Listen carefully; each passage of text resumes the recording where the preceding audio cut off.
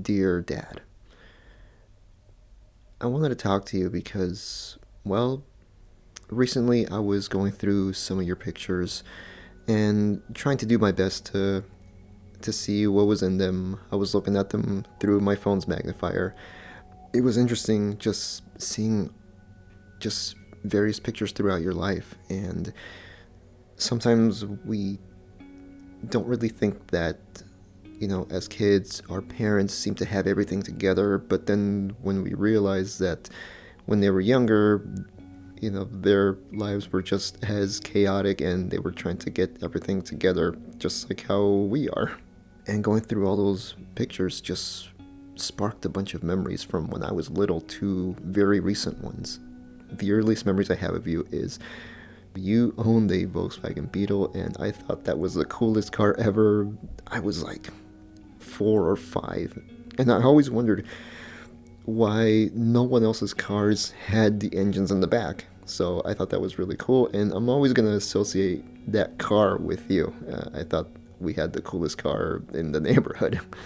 Then I remember when we came over here when I was a little kid, you drove a Pontiac Tempest. It was a massive car, the complete opposite of that Beetle, and you just drove it around everywhere. It was a very, very noisy car, at least to me it was. And I remember you dropping me off at school, at grade school and middle school with that. And yeah, it was, at first it was cool, but the more you get older, the more you're like, okay, Dad, you don't have to drop me off like right at the door. You can drop me off a little bit further away from the entrance.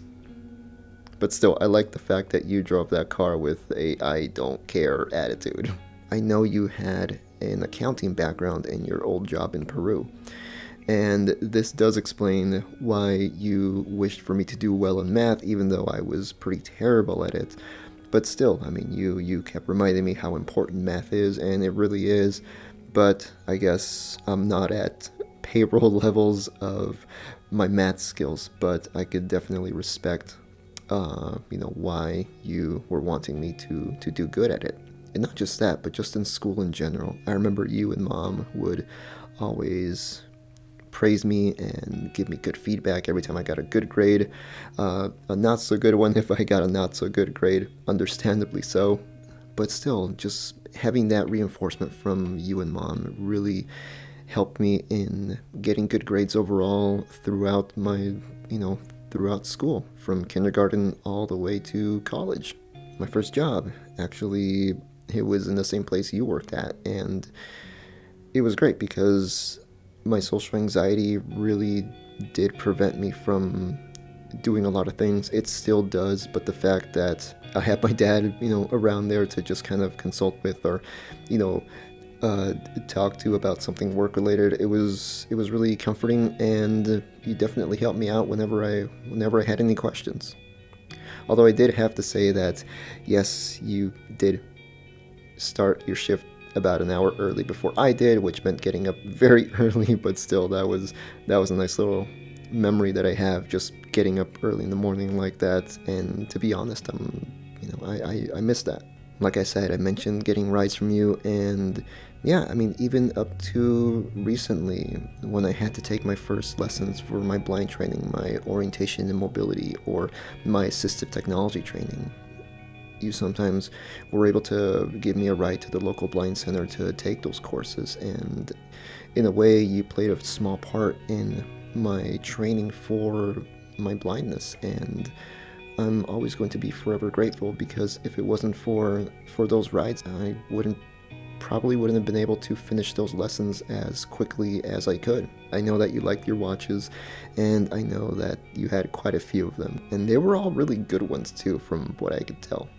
I also remember that when something broke or anything like that, you would go into Mr. Handyman mode, and you would try to fix various things, and you would just take them apart and somehow be able to fix them.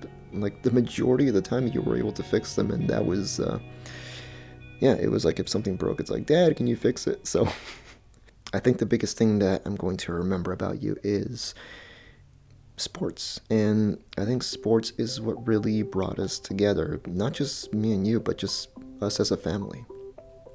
I know you like soccer in Peru, and so does everybody else. But then when we came here to the US, you really liked baseball, and we picked up on it too. And then we all became San Francisco Giants fans, and we've been that ever since. I remember when you would go to work, I would tape the games for you because you wanted to watch them in their entirety. Even though you came back like at 4 or 5 o'clock, you just wanted to sit down and watch the taped games. And I was like, wow, he really doesn't want to miss out on anything. We stuck with the Giants through good seasons, through bad seasons, and I remember when they finally won the World Series in 2010.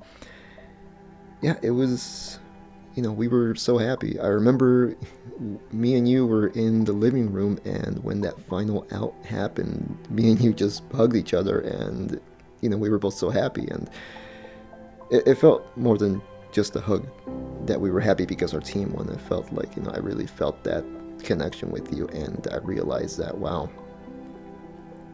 that this means a bit more than just sports. I didn't know if you were gonna like hockey very much. I know that you watch me see games on TV and things like that and go to games, but then you went to your first hockey game, and like I said, I wasn't sure if you were gonna like it. Then afterwards did I realize that you had lost your voice more than I did, and that's a surprise. I remember that game well. It was in a game versus the Chicago Blackhawks, and Jumbo Joe Thornton scored an overtime game winner, and yeah, it was exciting. It was exciting, and I was still surprised though that you enjoyed yourself that much. We'd watch the World Cup whenever possible, and yeah, it was great, and I think in many ways, sports is how I'm going to remember you best, especially with the Giants. You were such a Giants fan, and every time baseball is on, I'm always going to be reminded of you. I know memories are sometimes taken for granted, and we don't realize that until that person is gone and no longer here. And while I know that's true for you, I do hope that you do accompany me in spirit. You do help me out and watch over me throughout, the rest of my years on this planet. And I'm hoping that with the life decisions that I've made and that I'm going to make in the future, that you'll be proud of me, of what I do, and that you'll be proud of the decisions that I make. I know you coming from an accounting background, and when I mentioned that I wanted to make films, make videos, do something creative, the reaction wasn't the best at first, but I'm hoping that through this art form that I know that I'm able to make something to commemorate you, to know that, I'm doing this because it's the best way I can express myself. And really, I'm hoping that you are proud of me and that you're proud of just everything. So thank you for everything, Dad. Thank you, and I love you very much. Dedicated to my dad, Luis Roberto Alcazar, 1944 to 2021.